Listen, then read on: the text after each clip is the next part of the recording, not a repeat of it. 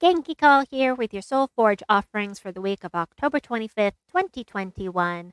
So, for troops, we have some good ones in here. The Bone Dragon is from Qatar. He will eliminate some armor from an enemy, create 9 skulls boosted by armor, eliminated, with a 4-to-1 ratio.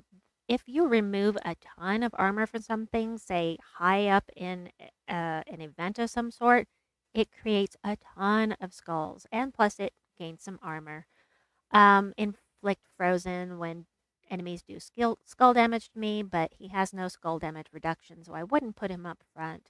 As far as whether or not I would craft it, I would say no. He's going to be pretty situational, and I don't think that he's worth 800 diamonds personally.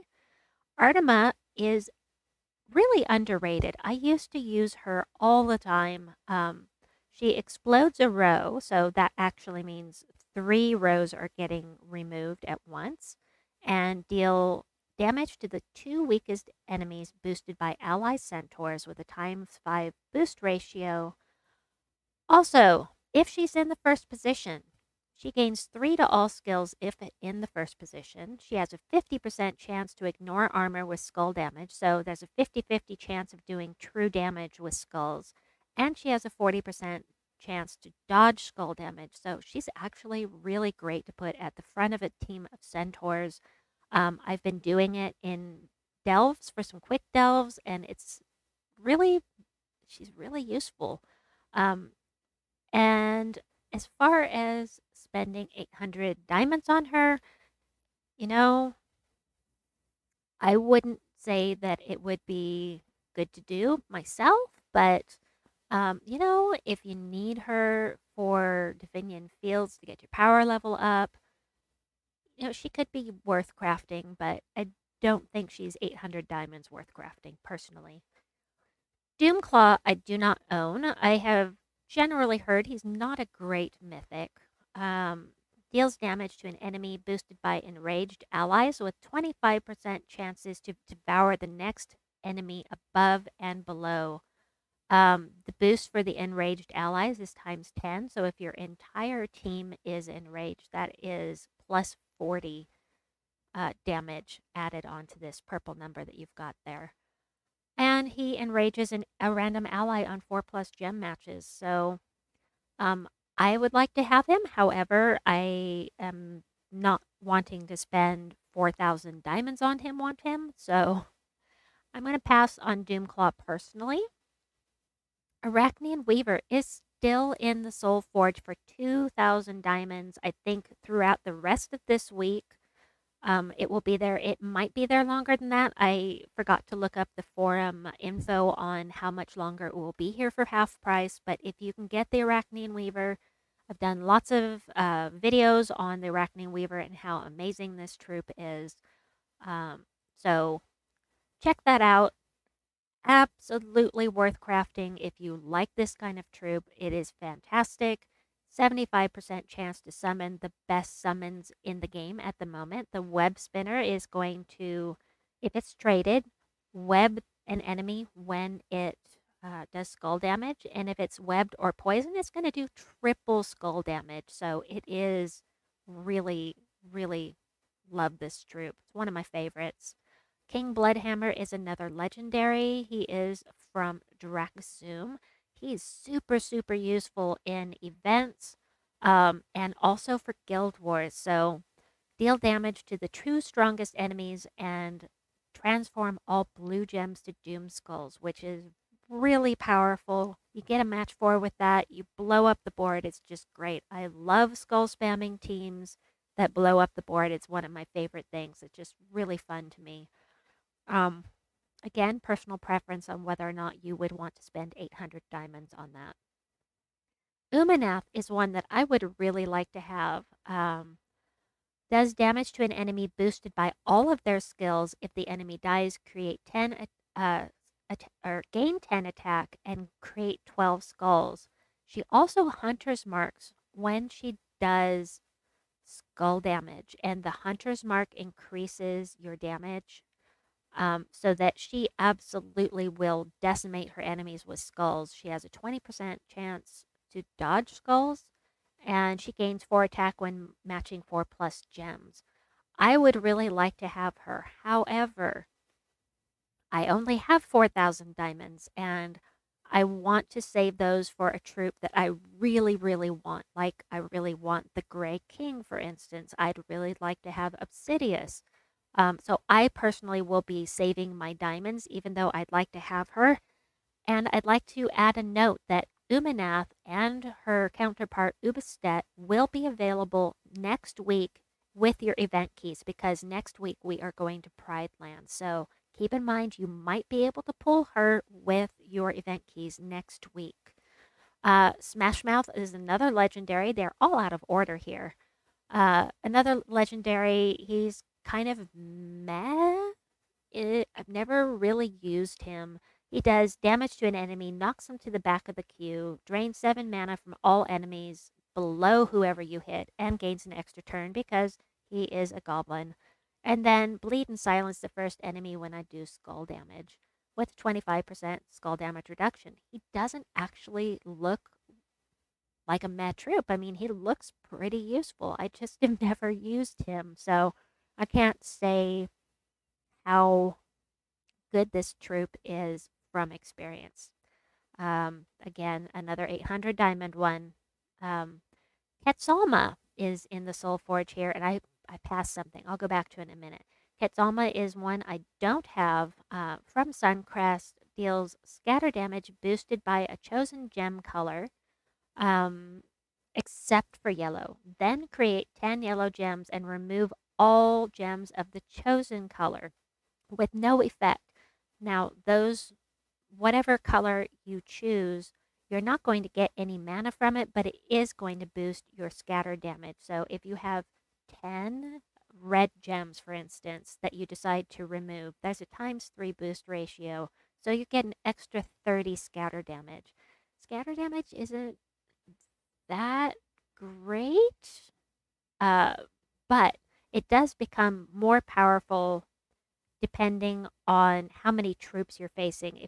If you have 4 that you're tracing or facing, it's going to do less damage per troop. But if you only have 2 left, that same amount of scatter damage is going to be a lot more powerful. Now, something nice about Quetzalma is 20% chance to resurrect myself with full mana when I die and summon a light storm at the start of battle. I think that is it except for the Lord of Slaughter. Of all of the mythics currently in the Soulforge, except for Arachnaean Weaver, which you absolutely should take a look at, in my opinion. 2,000 diamonds, really good deal. The Lord of Slaughter is one of my favorite skull spammers. He is a lot of fun to use. He creates 6 brown gems, then converts all brown gems to doom skulls, inflicts 1 to 2 bleeds and 1 to 2 death marks on random enemies, and he has a 100% chance to do true damage with skulls, unless he is stunned, in which case he loses his traits. But he only has a 25% skull damage reduction, which, you know, isn't that great? But, with this true damage, it's hard not to put him at the front of the team. But he is super, super fun to use. He's one of the best skull spammers in the game, in my opinion, as far as mythics go. Um, right up there with the Wild Queen and some of those others. So, very, very interesting stuff in the Soulforge here. Arachnaean Weaver, the Lord of Slaughter are the most interesting to me personally as far as recommendations go. Weapons. All right, let's talk about weapons. So, first off, we've got the Nature Sword, which is one of those 75 gem, 75 diamond weapons for Silver Glade. It does damage to the first enemy, triple damage if they use brown mana, which makes me kind of want to craft it for Guild Wars because, hey, triple damage to brown. Cool. Um, but I'll think about it. Still, 75 diamonds is pretty cheap. However, because there are only a certain number of troops for Silver Glade, you are going to get caught on the power level for Silver Glade at the level that I mentioned, which is you'll at most be able to get it to level 15. As far as I know, you won't be able to get past that at this time, um, simply because there are only 24 troops total for Silverglade right now. Um, let's go back in here. Soulforge, Soulforge. Nope, weapons. There we go. Nature Sword. Next up, we have the Crystal Point, which does damage to an enemy boosted by Silverglade allies. Then create a mix of 6 yellow and purple gems for each Silverglade ally. Those are good colors to use for Silverglade. However, in general, I don't feel like the troops in Silverglade are anything spectacular. It might be more useful if I had the Will of Nisha, but uh, I love this kind of weapon. However, personally, I'm going to pass on it at this time. The Doomed Mask, it's 900 diamonds. All it does is heal and give mana to your allies. And then 2 magic to all allies for each blue enemy. So it'll be good to use on Blue Guild Wars Day, but for me, this is a pass. Personally, I feel like if you're going to craft a doomed weapon, that you should go for the skull spammers because they are the most powerful. That's my personal opinion, of course. This is one of those 75 gem, sorry, I keep saying that, diamond weapons, where you remove the gems with no effect at all except to boost your spell. So remove all purple gems, deal damage to an enemy boosted by those gems, and if the enemy is from Silverglade, deal double damage. This is a pass for me. I don't know unless you're really low on weapons for Silverglade. Maybe pass on that. If you need a weapon for Silverglade, I would personally tend more towards or lean more towards the nature sword because I feel like it's going to be more useful. Ethereal shield, gain 34 armor. Gain 34 armor and barrier a random ally for every demon enemy. This is very situational. I mean, if you're in an event and you're facing demons, hey, that would be fantastic. But otherwise, it looks kind of dull and boring to me. And I think, oh, yes. So if you missed my Soul Harvest video, I will link that at the end. But you will need to get this new mythic weapon. You will need to have 5 of the devil cards, which you can only get at this time from the Flesh Horror Battle Crasher. And the Flesh Horror Battle Crasher is only for this week, the 25th through the 31st of October. And each time you find one, you will get one of these Devil Tarot cards. You will need 5 to craft this, along with 10,000 souls and 100 gems.